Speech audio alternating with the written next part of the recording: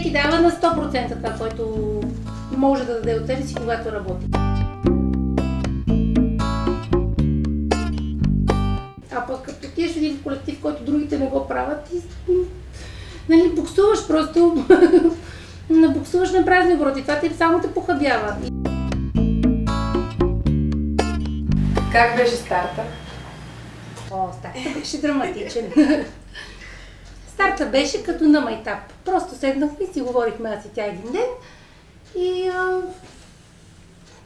че искаме нещо да се промени.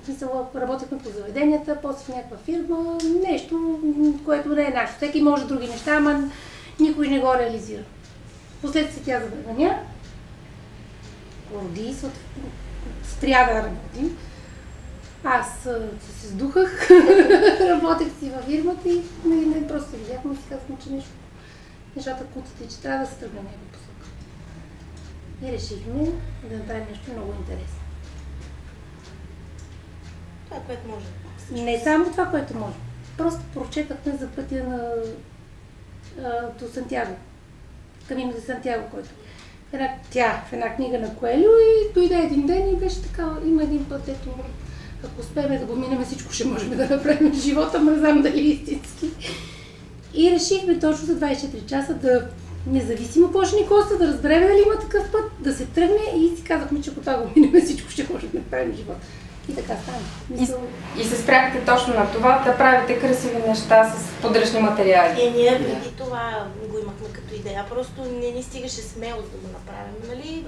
Всеки си зацикля в това да изкарваш пари, да можеш да си издържаш, да ти е сигурно, да си ходиш на работа и нали, ще го направим, да, някакво ще го направим и така си беше. Тя при нас шия, както се помня, мисля, дете. Шия права всичко, което ми хрумва, без въобще да знам как го правя. Тя пък се занимаваше с цветя. Нали, освен, че сме колежки в друг граждан, нали, като хобите, всеки си работеше с него неща, които те остават в локалното някакси. В смисъл, всеки ти се възхищава, да, хубаво, направи ми на мен, ама нищо не се случва. В смисъл, нито ти имаш време да го направиш, нито той да разбере, въобще остава на бекграунд, въобще не можеш да му се насладиш, а то остава... И спряхме се занимаваме само с това сега. И тъй като почнаха, дойдоха с един ден да пия кафе. Че се познаваме много тогава. Дойдох да пия кафе преди... На Коледа беше, не тази миналата Коледа. За една коледна украса. Да, и викам, дайте нещо да правя, аз не мога да седа така, трябва нещо да правя. И тия подаръчета почти да ги нали, от кутии, от лекарства, от кибричета, от цигари. Вземи ги тия кутии и опаковай за подаръчета. И така... И така 12 часа. И не си тръгна повече, и от тогава не мога да изгоним. Каза, не, тук съм, точка. От какви професии идват? Аз съм сценограф по образование, но не го практикувам. По образование си майка. По образование съм майка, да. И аз съм икономист по образование, но никога не съм работила по професията си. Барманки сме били всички дълги години, оттам се познаваме. Сега съм и маникюристка отделно, гримьорка и така. Ние работехме двете последно, всъщност там, където всичко приключи за нас в това отношение. В България, в кол-центъра правихме резервации на билети и така нататък. И всъщност това даде, нали смисъл. Там ни отказва. Това ни отказва. Барман не може си цял живот чака да в другия бранш, това не даде. Добре, не беше ли някаква опция ти да работиш като сценограф, като икономист и така нататък? То те задушава. Какво пречи да се направи крачката към комерциалното в такъв случай? Не, в смисъл, като цяло нашата идея беше изобщо. Това, което си мечтаеме, да има къща, в която, нали, да сме в къща, нали, там е вила Калина, че нали, вилата и къща има някакви традиции в нея. Или поне оставя впечатление за традиции, за доверие. И всеки да прави каквото иска. Включително и да помагаме на хора да развият нещо, което могат, а пък не знаят, че го могат. И в това нещо, мисъл, в една работилница не може да има комерс. Тя си е на баща ти, както се казва. Мисъл, или се предава, тя е малка като... Нали, идеята е да е малка. Не може да стане голям, защото нещата се разпиляват. Нали, тогава вече правиш фабрика, фабрично. Няма тая душа. Да. Добре, когато човек има семейство обаче и деца, нещата стават малко по-сложни. Човек малко по-трудно може да си позволи да прави неща само защото ги обича. Да, така. Тя може да каже. Факт е. Мъжи много, много ни помага. Да. Не се получават. Да, трудно е. Факт. Много е трудно. И просто с голяма подкрепа от близките. Да. Трябва да имаш разбиране и всъщност другия до тебе да вярва, че в един момент ще ти се случат нещата, защото аз съм убедена, просто е въпрос на времето, няма как да се случи от днеска сутрин. Ние даже не си говориме. Смисъл такъв, докато работиме, само с поглед се разбираме. Толкова е добре се получават нещата, че чака странно. Да, само според знам, че иска да й подам ножицата с синята дръжка. Много е странно, наистина. Не само е такова, един като зацикли в нещо, нали, това не мога да го направя, не мога, не става и такъв, ох, не мога. И другият такъв, абе я дай да видя. Да, никой не може. Примерно аз шия, тя не може, обаче тя да научи и да довършва, без да знае, че може. Днес имахме такъв случай, Мария тръгна да прави лампа от един чадър. И проби му дупката, не знам си какво там нещо прави, аз с друго се занимавах. И аз влизам в кухнята, тя е такава. Оф, сдухах се, що? И тя не ми става лампата. Не минава кабел. И аз си казвам, абе, я да е то чадър да видя дали не минава кабел. И така цък-цък. И след малко тя излезна някъде. Аз съм слезнала по чадъра и дърпам кабела. Другата Мария вика, ба ти ли си тук по този чадър? Не беше ли Мария? Аз викам, опитвам се да й докажа, че всичко става. Много е готино, защото си довършваме идеите. Някой измисля нещо и другия го става като лавина. Един казва нещо, там всичките се включват и се разработват. Да, просто на майтап, в смисъл нещата стават. Вибрираме на една частота, това. Сега за Великден имах, извинявай, ще прекъсвам, че имах най-голямо предизвикателство, защото Буба се занимава и с хомеопатия отделно и почти без... Да, учи и... Учи, да. И има там клиентка тяхна, която я лекуват. Пациентка, аз пациентка. Да, от бармоството. И решихме да й помогнем по някакъв начин. Няма как да й помогнем материално. С това решихме да изработиме зайци, кокошки. Целият Великденски базар да го направим, но благотворителен за нея, каквото продаде. За да помогнете на тази жена да се излекува. Хубаво, защото работихме съвместно с Радио Кафе, които много... Как ви обърна внимание Радио Кафе, певците? Супер смешно стана всичко. Ама наистина, мисля как всичко друго и това стана супер смешно. Ние знаем за въпросната жена, чудиме се как да й помогнем и кършиме през, защото нали, Великден е такъв празник, който първо не всеки се украсява, второ пък да накараш някой да извади пари, нали, трудно. И да си купи точно твоето, при положение, че има неща за без пари навън, още по-трудно. И просто един ден тя дойде и донесе една рис на Калин Вельов. С идеята да направим нещо някога. В смисъл, дойде. Да, точно така. На Калин Вельов. Да. Откъде е взели риза на Калин Вельов? Трябва да изхвърляме, защото да изхвърляме такива неща. Стара. Смисъл, много си беше. Много си. Не е стара, да, но такава, която не потребва. И идва такава, между другото, това е ризата на Калин Вельов, ако искате да направете нещо от нея.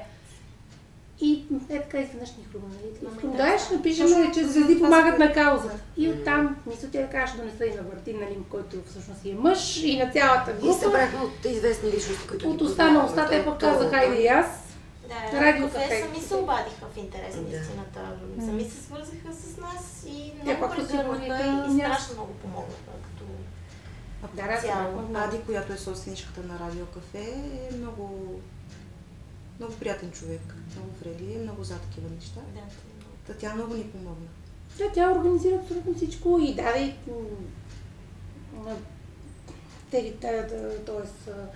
терен осигури и настърви всички, те очакваха и на всичкото отгоре нали, стана и доста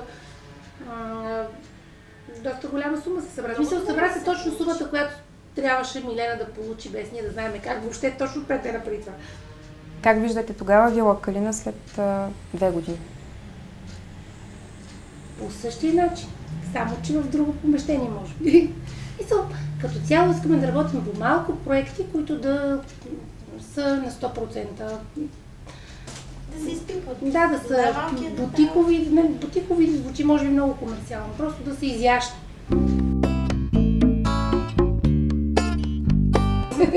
Ай, тогава всеки Крайно време беше.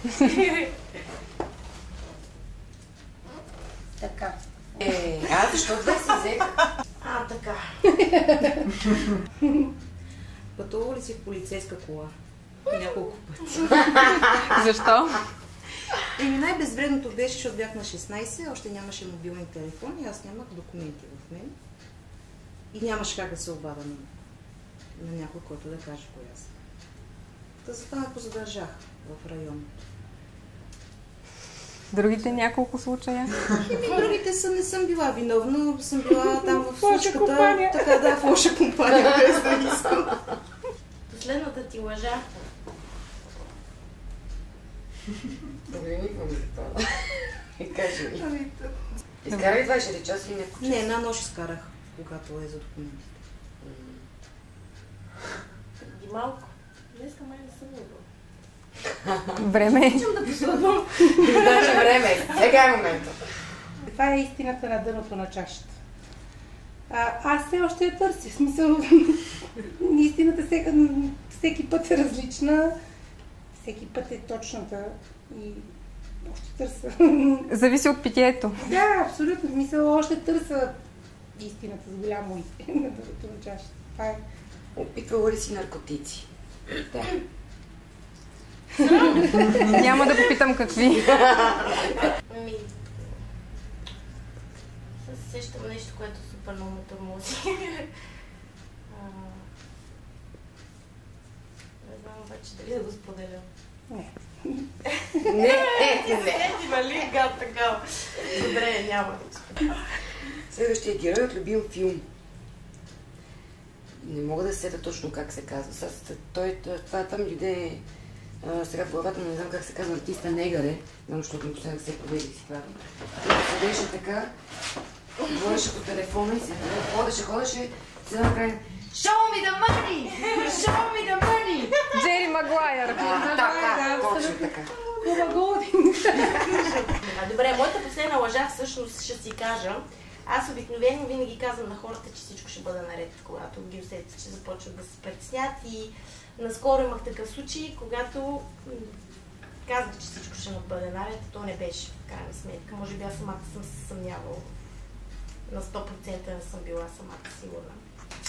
И това всъщност е последната ми лъжа, която сигурно имам и други, които са по-последни, но не се сещам за тях, но тази ми е така, дето ме тормози.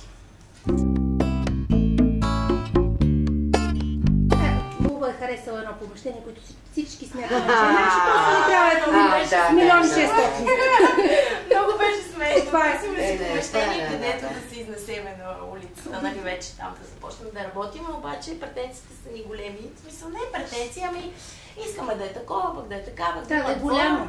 Да е голямо, да е светло, да има светлина. И имаме една приятелка, тя е брокерка, милата, разходени на много места, къде ли не ни води, какво ли не ни показа и не. И тя ми каза, добре, ти знаеш ли какво искаш? Аз искам, да, искам като влезна е така да го усети. Тук да ми тупне и да каже, това е моето място. И тя беше, добре. И да отговаря на парите, защото пари няма. И да е без пари. Това е хубавото слънчево. И се прибирам аз един ден тук по Стамбулийски, понеже аз живея малко по-надолу. Минавам покрай едно помещение, което е свободно, огромно. И така, нали, поглеждам го и си казвам... Аз сигурно 1000 пъти е минавало. Да, 1000 ми тя оттам се минава. Викам, това е достатъчно голямо, ама не ме грам. И точно го подминавам и следващото до него, нали, направи ми много силно впечатление, но не се замислих. Прибрах се вкъщи, преспах на сутринта, се събудих с идеята, че това е нашето помещение. И се поболях. Станах, облякох се, обадих им се на тях, казах, намерих помещението, момичета, спокойно, сега ще намерим начин да го финансираме. И какво се случи? Звънах по телефона, тя каза, помещението е 240 квадрата, 3000 евро на квадрат. Цената да купи. И аз затворих телефона и после започнах да се смея, звънах на Мария и казах, бе, кога е новолуния да си пожелаем? Някакви 800 000 евро ни трябват. Просто... Не е невъзможно, просто толкова. Това ни е. Невъзможната мечта за момент. Да имаме собствено помещение, защото това не е крайна сметка. И това ни е в помощ. и помещението, което ползваме, то ни е помощ от познати и няма